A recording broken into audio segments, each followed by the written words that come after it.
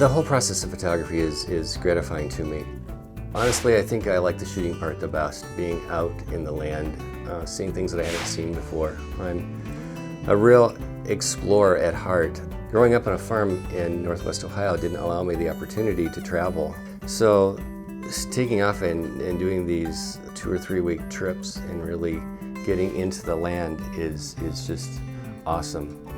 I was a fine art major, but took a couple of photography courses. One of them was more technically oriented, and the other was more in the fine arts realm.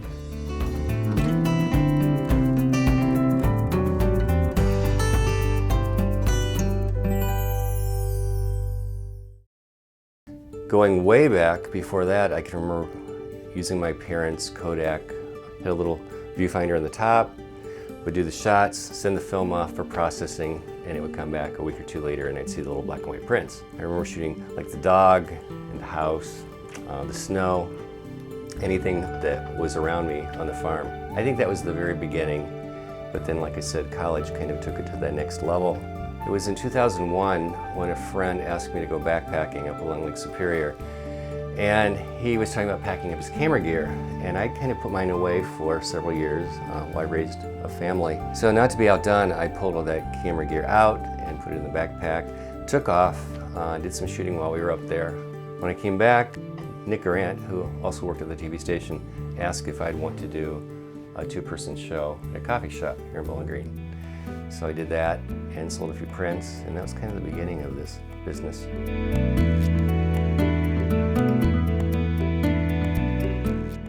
Going through commercial design work was an occupation, and I enjoyed doing that. But I always had a love of art and a love for some of the old masters that did photography in the last century. And I think studying them and seeing what they did has been the major inspiration for me through the years. I spend a lot of time online now looking at what contemporary photographers are doing and compare myself to them, continually. I kind of combine the love of nature with the art of photography, and it's just a win-win. When I'm out photographing, I shoot in the daytime and evenings are spent out there in the wilderness, so it's just something that's really dear to my heart. Actually, before I knew it was going to be a career, I was shooting close-up flowers and succulents and some landscapes. All of the work was color at the time, and it wasn't until I took a workshop at the Ansel Adams Center where I transitioned to black and white. I feel that a black and white image is a bit removed from the world as we see it, so transferring that to black and white takes it into a different realm. My current work is all about the American landscape. I tend to isolate certain things that I want the viewer to see. I really enjoy the American West and Southwest, specifically California, southern Utah, northern Arizona. I hope to get up into the Pacific Northwest, and Lake Superior calls to me year after year. My first outdoor art fair was the Blackstone Arts Festival. I won a Best of Show.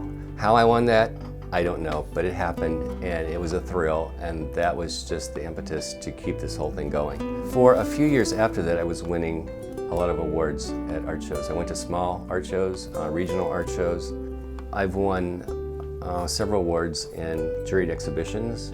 I was published in Black and White magazine last year. That's always been a goal of mine, so that was a thrill to see that happen. And then there was the Ansel Adams Award, that was in 2010. To a photographer, that was like winning a Pulitzer Prize. It was just really exciting. Awards are great, but many times it's the things that people tell me that mean just as much. I spend a lot of time looking at a composition, a subject, before I decide on the composition. So I don't shoot as many images as many photographers, but I spend more time composing the images that I shoot. Then stepping back once a photo is finished and looking at the finished piece is pretty exciting. And hearing people's comments just makes it all worthwhile. And I'm humbled by it all. I think my art gives you an intimate view of the world that we all see on a daily basis. Everyone is so hurried that we don't take the time to see what I show you. And I think that's why many people are moved by scenes that I portray in my photography. Nature is really important to me. There's a lot to be shot out there, so I just want to get out there and shoot.